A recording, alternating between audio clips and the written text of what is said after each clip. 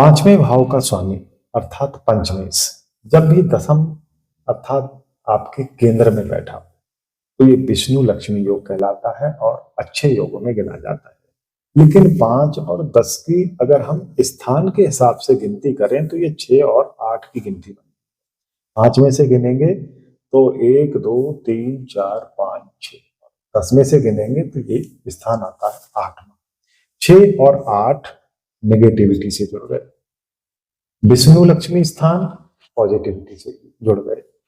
तो इन दोनों का बैलेंस फलित करते समय कैसे करना चाहिए या किसी की लाइफ में कैसी घटनाएं घटित होंगी, इन चीजों के बारे में बहुत संक्षिप्त विश्लेषण लेकर के हम आपके साथ में प्रस्तुत हैं। आइए शुरुआत करते हैं।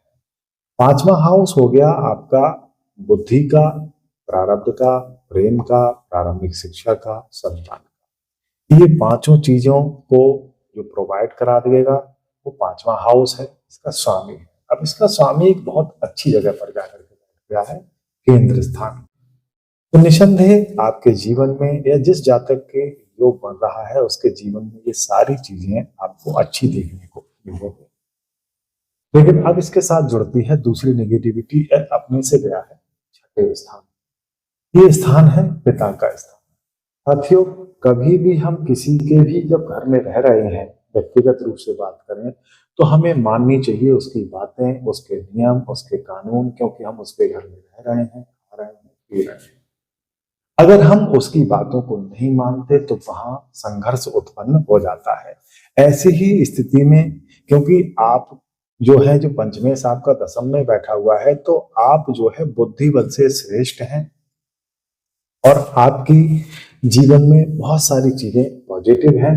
तो एक नेगेटिविटी देखी गई है, आपके अंदर हठ धर्मता आ जाती है और हठ धर्मता आपकी दिखाई देती है आपके लव अफेयर्स में। अगर ये लव अफेयर करते समय, शादी वगैरह संबंध करते समय आप अपने बुजुर्गों की सलाह नहीं मानते, अपने पिता की सलाह नहीं मानते, अपने सामाजिक रीति रिवाजों को नहीं देखते हैं, उनको सामाजिक दायरों को सम्मान नहीं देते हैं, तो निसंदेह जानिए कि जो चीजें आपको कुदरत ने दी हैं वही चीजें आपके जीवन में संघर्ष और परेशानियां लेकर। पिता अगर आपके मना कर रहे हैं कि प्रेम संबंध को शादी में परिणत मत कीजिए तो मत कीजिए। आप अगर उनकी सहमति है तो कोई बात नहीं, और सहमति नहीं है तो संबंध को आप उससे स्किप कर जाइए, उसको क्विट कर जाइए आप, क्योंकि आने वाले समय में ये संबंध होने वाला है। इसी संबंध की वजह से आप जो बेहतरीन आपने शिक्षा प्राप्त की है उसका उपयोग नहीं कर पाएंगे, जो संपत्ति और पिता की हैसियत है उसका सदुपयोग नहीं कर पाएंगे। बुद्धि आपकी इतनी श्रेष्ठ है वो भी आपकी कुंठित हो जाएगी। क्यों? क्योंकि आपने बेहतरीन एनर्जी लेकर के आए और एक बेहतरीन एनर्जी क्षेत्र में आप स्थापित हैं, लेकिन इस एनर्जी और इस एनर्जी के साथ में तारतम्य आपने नहीं बनाया। तो बेहतरीन करंट आपके उसमें दौड़ रहे हैं, उनको आपने स्पार्किंग कर ली, अब विस्फोट होना तय है।